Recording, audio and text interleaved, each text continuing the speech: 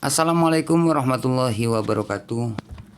Oke teman-teman, di video kali ini saya akan berbagi lagi tentang gagal bayar di aplikasi Shopee teman-teman ya.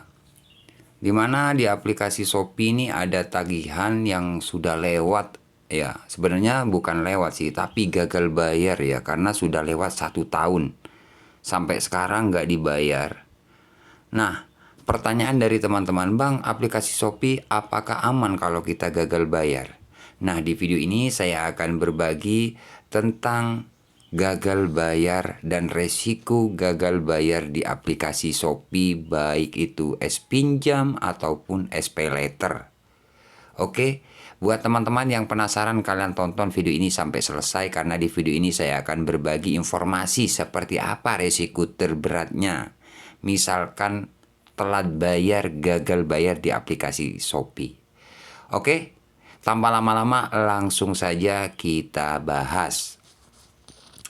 Nah, buat teman-teman yang saat ini terjerat di aplikasi Shopee, baik itu di SPayLater ataupun S-Pinjam, sebenarnya resikonya sama teman-teman ya. Jadi nggak S-Pinjam, nggak di SPayLater, itu sama ya, resiko misalkan kalian nggak bayar.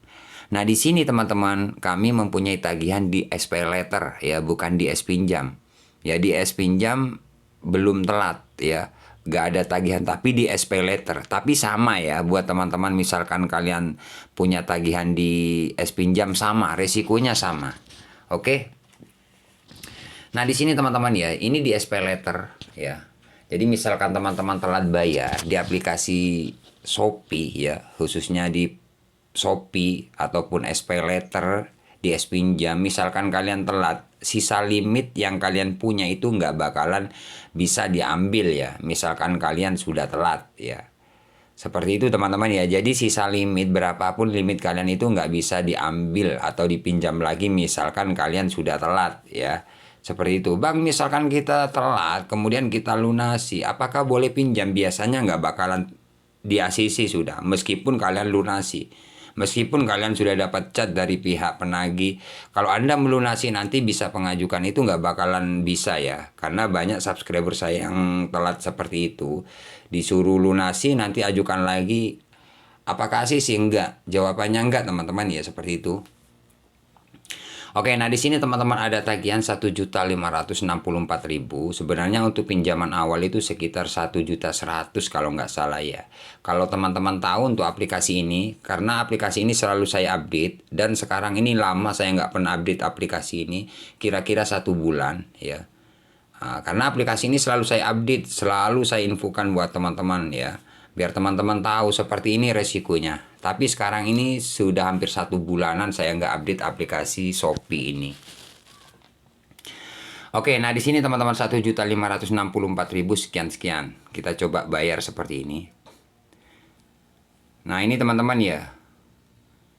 Oke, jatuh tempo, cicilan, pokoknya inilah intinya data lengkapnya ya. Nah di sini tanggal jatuh tempo tanggal 5 Maret 2023. Jadi sudah 1 tahun lebih nggak dibayar.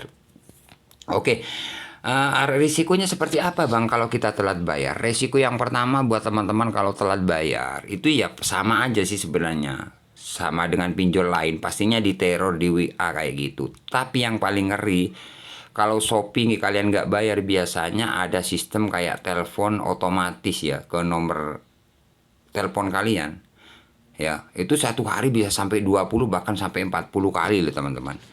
Jadi buat teman-teman yang baru telat ya, kalian nggak usah kaget, nggak usah takut ya. Misalkan kalian telat bayar, biasanya ada penelponan kayak sistem gitu loh, kayak panggilan otomatis. Satu hari ke nomor kalian itu bisa sampai 20 bahkan sampai 50 kali ditelepon.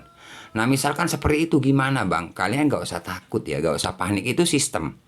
Ya, setahu saya sistem, karena saya pernah berulang kali coba angkat telepon itu, ternyata kayak semacam robot. Nah, itu resiko juga buat teman-teman. Mungkin teman-teman yang baru telat, mungkin kalian sudah panik kan. Kenapa kok sampai nelpon 20 kali, bahkan sampai 40 kali, bahkan lebih. Nah, kalian nggak usah takut, itu hanya sistem. Kalian coba angkat, itu robot ya. Ya, selain itu email kayak gitu. Sebenarnya nggak ada apa-apa sih teman-teman. Cuman kalian diingatkan, ditagih kayak gitulah ya, teror. Ya agar kalian bayar. Apakah aman kalau seperti itu? Aman. Contohnya ini sampai sekarang nggak dibayar, aman kok. Aman. Ya, apakah ada DC lapangan yang datang ke rumah? Sejauh ini sampai sekarang nggak ada. Tapi waktu telat 3 minggu, 1 bulan itu sering dapat surat katanya DC mau datang, tim kolektor mau turun ke rumah Anda. Kayak gitu sama sebenarnya dengan pinjol yang lain. Tapi nyatanya sampai sekarang nggak datang-datang. Dan untuk posisi aplikasi ini daerah Jawa Timur sampai sekarang nggak dibayar, nggak ada yang namanya DC. Bahkan dari salah satu subscriber saya, daerah Jawa Tengah, Jawa Barat itu banyak yang gagal bayar tapi nggak ada yang didatangi teman-teman. Jadi aman. Cuman resikonya kalau kalian memang nggak bayar 3 bulan, 4 bulan, 5 bulan itu BI checking. Jadi BI checking ya. Kebanyakan kayak gitu. Kalau aplikasi Shopee kalau kalian nggak bayar itu backlist atau BI checking. Jadi kalau kalian mau kredit motor atau pinjam uang ke bank kayak gitu biasanya sulit karena ada BI checking ya. Jadi kalau aplikasi ini kalian nggak bayar itu pasti BI checking. Karena saya pernah cek sudah. Ya, apakah telat 1 hari 2 hari kena BI checking? Enggak, biasanya 3 bulan nggak bayar atau 4 bulan nggak bayar BI checking atau backlist data kalian. Itu aja risiko terberatnya kalau kalian nggak bayar di aplikasi Shopee. Masalah DC gimana bang? Masalah DC sejauh ini loh aman teman-teman.